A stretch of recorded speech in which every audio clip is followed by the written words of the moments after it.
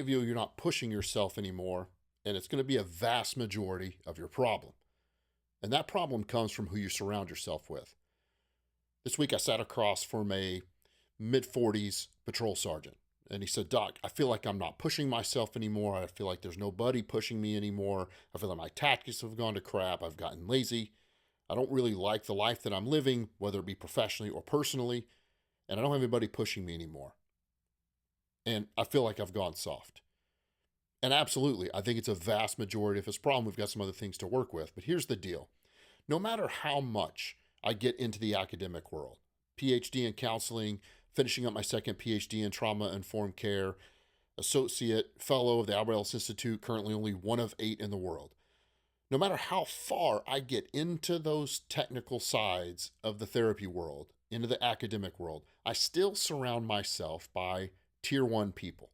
Whether that's tier 1 operators, I have lots of friends that I try to surround myself, or at a minimum listen to their interviews. So for some of these folks that I know, whether it be people still on the street, people acting tactically, people that are still riding the fire truck and the ambulance, people that are still running businesses and being a high-level entrepreneur and really taking those high-risk stress jobs. These are the people that I like to surround myself around, no matter how much I get into the academic world. And I'll tell you why. Because these are the men that I have always wanted to be like. These are the men that I've always continued to try and emulate. These are the men that push me to get better, whether they know it or not. I learn from them, and I hope they learn something from me. But the reason I find myself talking to these types of individuals, and I'm sure many of you do if you've made it this far into my programming, or this far into the collective, or this far into any of my YouTube videos, these are the type of people that you tend to watch too.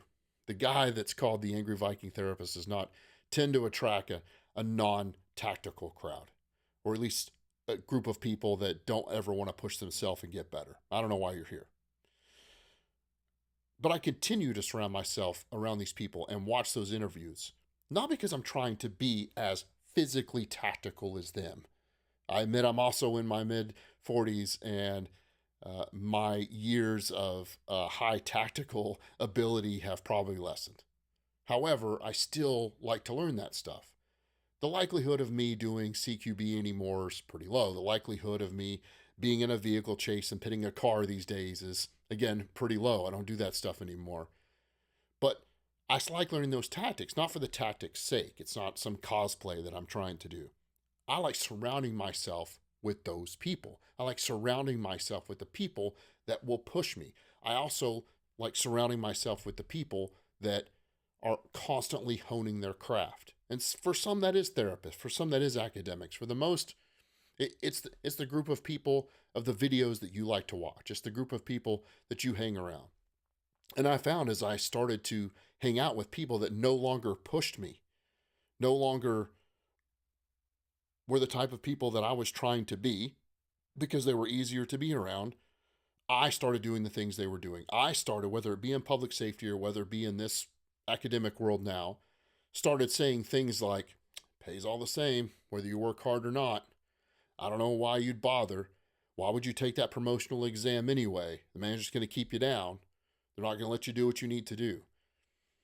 Back in my early career, my absolute most favorite assignment that I ever had in public safety was a unit called the Special Assignment Squad with one of the cities I worked with. And this was a plainclothes type 1 crime unit.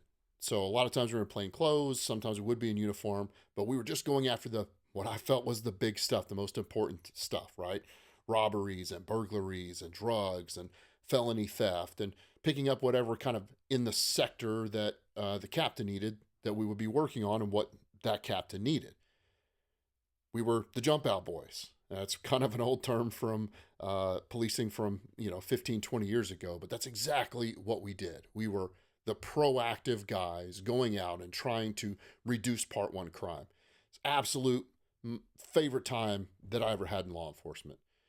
But the reason that I wanted to interview with that unit, the reason that I continued to show my own proactivity levels when I was working patrols, because I wanted to be in that unit, not just for the job alone, but those were the guys that I wanted to be around.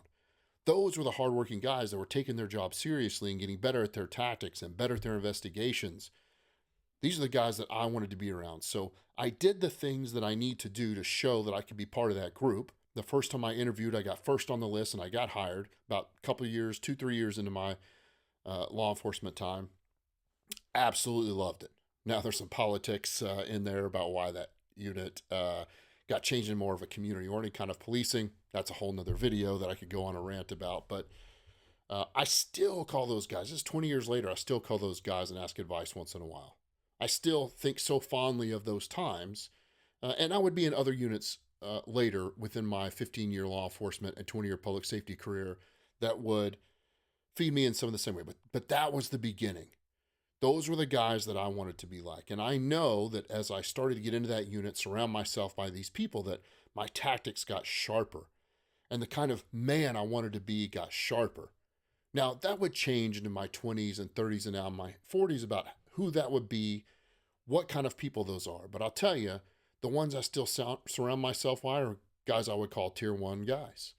And I'm not necessarily talking about military tier 1, though I do have quite a few friends in that community because of this. Because of this, that's not name dropping. I'm not going to, but because you can go through my YouTube channel and find my interviews with some of these guys that are my friends. But because I continue to like to model myself after that. In fact, I even kind of roll my eyes at all the cynics that hate that those guys are speaking out, because somebody should be telling these stories, whether it be that tier 1 military or the soft community military or even the regular general military. I think we should be telling those stories. I think those stories should get out there, not just because we need to know those stories and take pride in the men and women that did these hard things, but it makes me want to push myself harder. It makes me want to make myself better, not just in those tactics. I know tactics are something that a lot of us in this channel are drawn to, but in how I want to treat my wife, how I want to treat my kids. I want to hang around that group that will help me do that. So yes, I think this sergeant was exactly right. I think a huge part of his problem as we continue to work on some mental health things is that he's no longer surrounding himself by people that will push him. This is how you get ahead. This is how I learn to model myself, but it's also the motivation for me.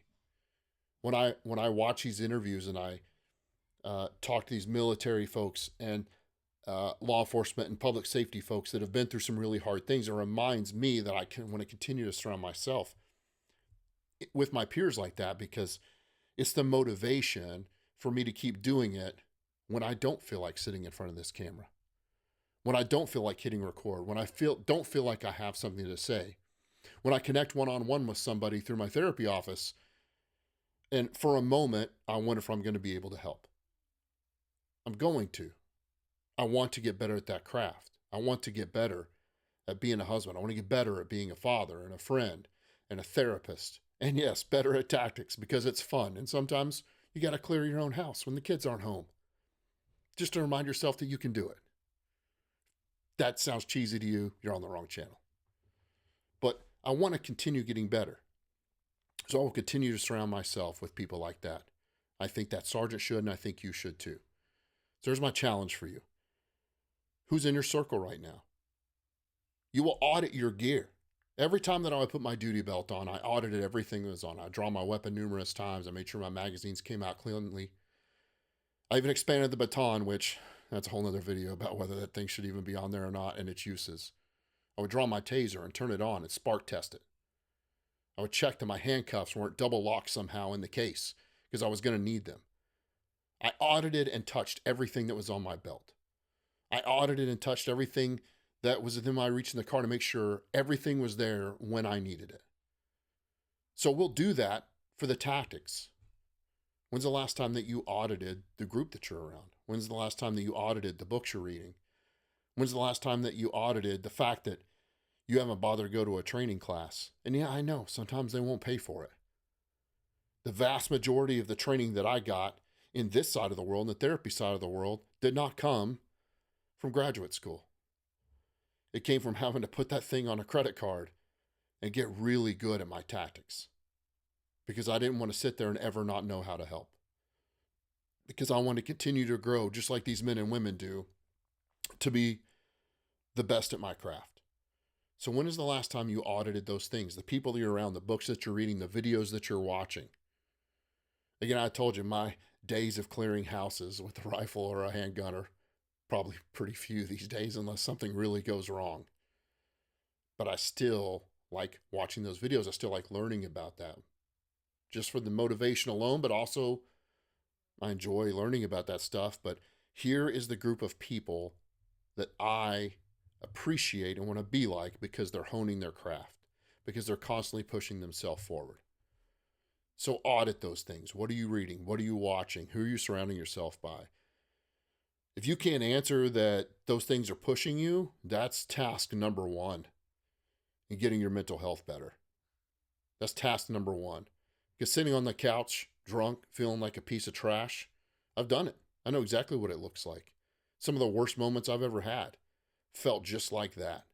The absolute betrayal of what I thought life was supposed to be. Those changes start by surrounding yourself by the men and women who will continue to push you.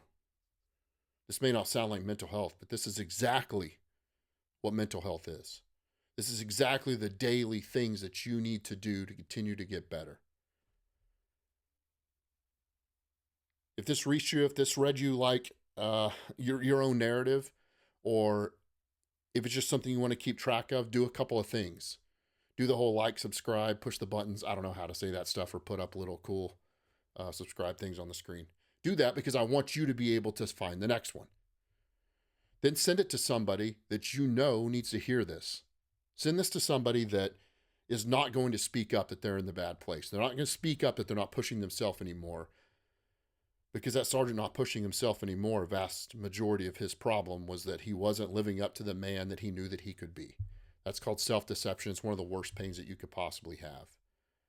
If you need more than just this video, please reach out. I have the Command Collective. It's a short or small monthly fee to join a group of men like me and like are watching this video to actually push each other. If you need more than that, please go to my website, drtrevorwilkins.com. There's ways to work with me individually.